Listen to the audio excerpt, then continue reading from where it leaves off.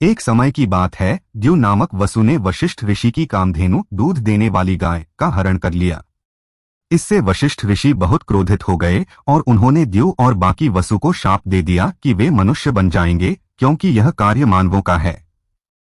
सभी वसु इस शाप से डर गए और उन्होंने वशिष्ठ ऋषि से अपनी भूल के लिए क्षमा मांगी।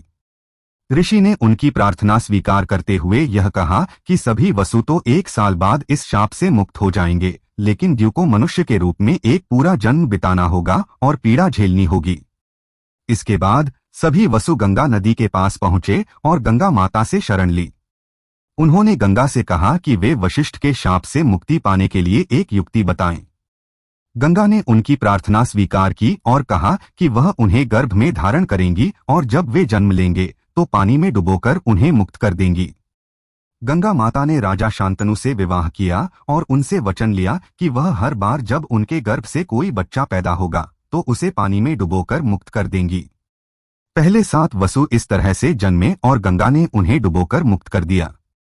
लेकिन जब गंगा ने 8वें पुत्र को जन्म दिया तो राजा शांतनु ने गंगा को रोक लिया और कारण पूछा।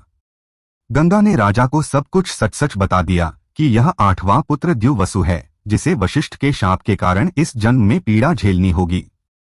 राजा शांतनु ने गंगा से वचन लिया कि वह 8वें पुत्र को डुबोकर न मारे, और इस कारण गंगा ने इस वचन का उल्लंघन किया और उस पुत्र को राजा के पास छोड़ दिया। गंगा माता के अंतर्ध्यान होने के बाद उस 8वें पुत्र का नाम देवव्रत रखा गया, जो बाद में भीष्म के नाम से प्रसिद्ध हुआ।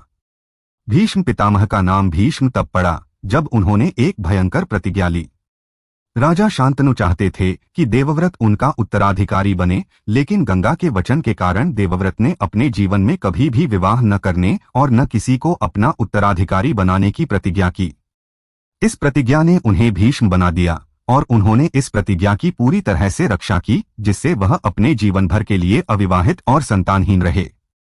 यह कहानी हमें यह सिखाती है कि कर्तव्य, वचन और धर्म के प्रति अडिग निष्ठा एक व्यक्ति को महान बना देती है। भीष्म पितामह की प्रतिज्ञा और उनके जीवन की कठिनाइयां यह दर्शाती हैं कि कभी कभी जीवन में हमें अपने कर्तव्यों और धर्म के लिए कठिन फैसले लेने पड़ते हैं, और वह फैसले हमारे भविष्य को आकार देते हैं।